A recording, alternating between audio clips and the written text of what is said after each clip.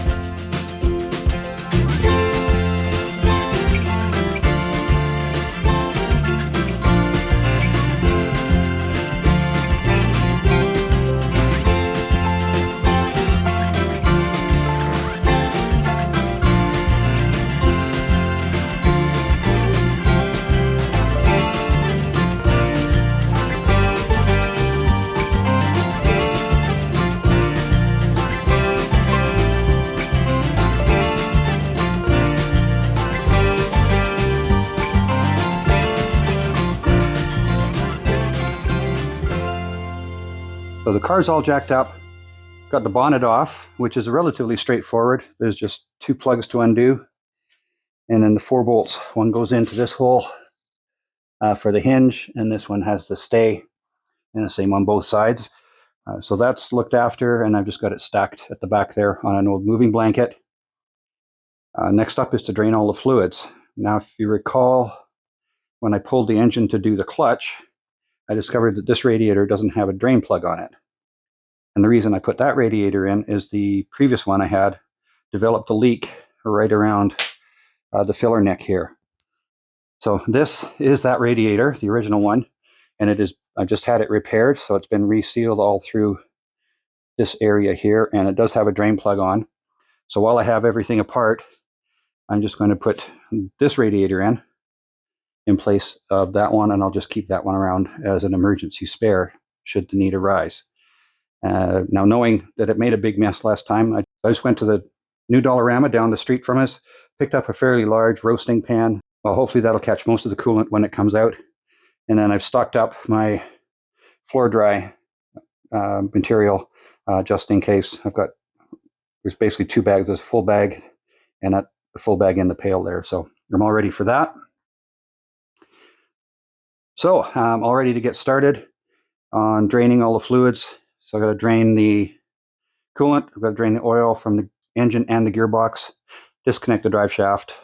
Next time I'm back, hopefully the engine will be ready to pull. And there's a bit of a preemptive move. I just put some of the absorbent around that big pan. So if it does overflow a bit, or I do miss the pan, it doesn't go all the way across the floor, and then I'll clean that up before I start on the oil. Well, I'm making good progress. I think I've got everything disconnected up top. I've got the radiator out. I've got the front motor mounts loosened off. I have the oil pressure line disconnected. Got all the wiring disconnected. Got the starter line, starter cable disconnected from there. Fuel line's disconnected. I took the manifolds off because I'm going to be doing some work on the head. I've got the intake manifold set aside, again with my spacer bar to hold everything together. Inside the car, I've got the shift tower off, I've got the shift lever off, and then the 2 bolts on either side of the tunnel for the transmission mount are also out. So that's everything up top, I think. So what I need to do now is get underneath and drain the fluids, disconnect the drive shaft, the speedometer cable, the ground strap, and the clutch line, and also the 2 bolts that go up from underneath for the transmission mount. All right, I've got everything done underneath the car now. All the fluids are drained. Clutch line's disconnected, speedo's disconnected, drive shaft's disconnected, the ground strap is disconnected, motor mounts are all unbolted. So I'll get the engine hoist all set up and we'll get this thing pulled out of here. There we go. We've got the engine all mounted up on the stand. I've got the engine crane just put away until I need to put everything back together.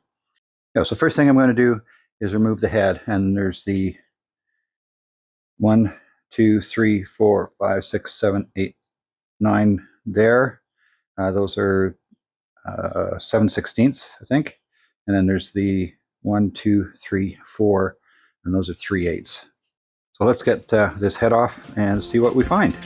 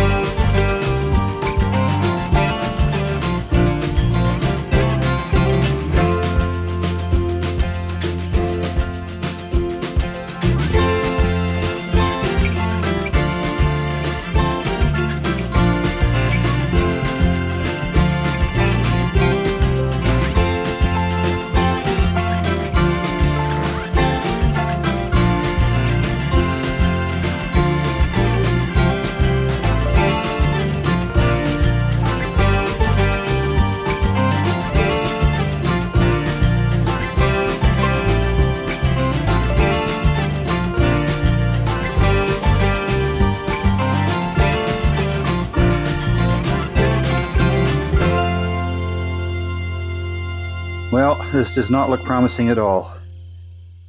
You can see down in the cylinder there, along the cylinder wall, there's quite a gouge on both sides.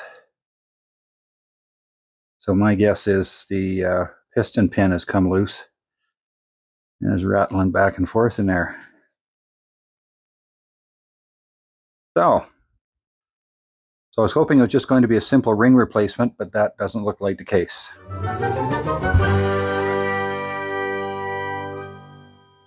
So I'm wondering what my next steps are going to be. The other 3 cylinders look pretty good. And there's a bit of damage on that side too. So that's the manifold side. And what's it like on the, kind of hard to do this, yeah. And that's on the distributor side. I have the tappet covers off, push rods are out, and all the tappets are out of their holes, and I've got them lined up on the box here in the order they came out of the car. So I'm going to flip the engine over, pull the oil pan, and see what we're dealing with. Oh, there's the oil pan off, and I didn't see anything loose inside here, but I'm going to get I'll remove the oil strainer, and then I will get to taking the pistons out. Actually, I'm just going to take these bolts off number 4 here, pop that piston out, and see where we're at. Now you can see there's these are ARP. I can bend back the tabs on the lock tab here, and then we'll go from there. Well, I have most of the engine apart now. I've got all the pistons out. I've removed the water pump and the front cover. I'm going to get the crank out. I'll remove all the distributor and the oil filter adapter kit, get that out of there.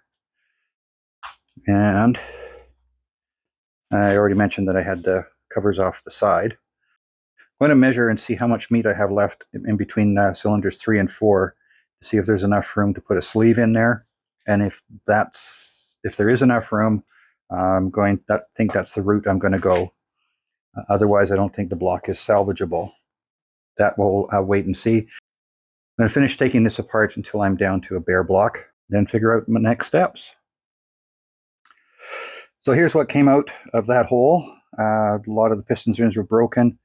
There's what was left of one of the C-clips, or whatever you want to call it. The end of that, this one side of the piston is quite mangled up, as you can see, and this one's bad, but not quite as bad. Obviously, that would explain why I was getting the crankcase pressurizing. Surprisingly, the piston pin itself is in pretty decent shape. The rod itself is okay, but obviously this piston is shot. You can see it's all gouged up the side here. Yeah, so that's all that's left of the one C-clip. And I can't find hide nor hair of the second one. If you look on one of the other pistons here, you can see there's that C-clip. It's got two little holes in it. And that'll allow you to squeeze those together and pop those out. And there's two in there, and two in there. That's our situation. And this is a lot bigger job than I thought it was going to be.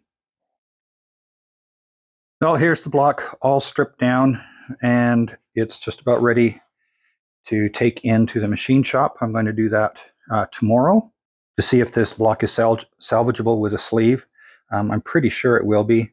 If I can in fact do a sleeve, the plan is to sleeve this cylinder, deglaze the other three, and then bore the sleeved one out to 30 over. And then I'll order new pistons, all new bearings throughout, and we'll go with that. I was thinking about putting a different cam in. I'm going to stick with the one that I have. The crank, well, first of all, you'll see I built a little stand for it. Had a long length of plywood. I just drilled a 2-inch hole in it, cut in half right through it, and just put a couple screws up through the bottom to give me a stand for it so I can turn it easily and I don't mark the journals at all. Anyway, all that to say, the journals are in pretty good shape, especially the mains. I'm going to do a little bit of polishing and bring these back, and I think we'll be fine on that. Measure before and after, of course. Our cam follower is looking in good shape. I've got them in the order that they came out of the car, so 1 through 8. That's what's left of the number 4 piston and its rings. I might have thrown some other bits and pieces out already, and there's still some stuck on here that won't come out because they're jammed in right there. Well, as you can imagine, this is a little frustrating and disappointing that I have to go this deep into the engine. I'm taking the block to a recommended machine shop tomorrow to see if we can still sleeve it, and we'll make our decisions going forth from there. In the meantime, I'm going to continue doing some cleanup, and I've got, I'll be working on the crankshaft, and it'll also give me an opportunity to do a couple of things on the car that I have been meaning to do, and that one of those being the new master cylinder. So anyway, stay tuned. If you enjoyed this video, please be sure to share it with your friends, leave a comment, hit the like button, hit the subscribe button, and don't forget that little bell icon.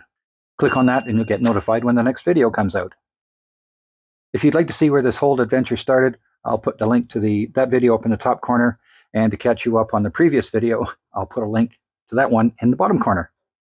Thank you so much for watching. My name is Ian. This is the Econobox Garage. We'll see you next time.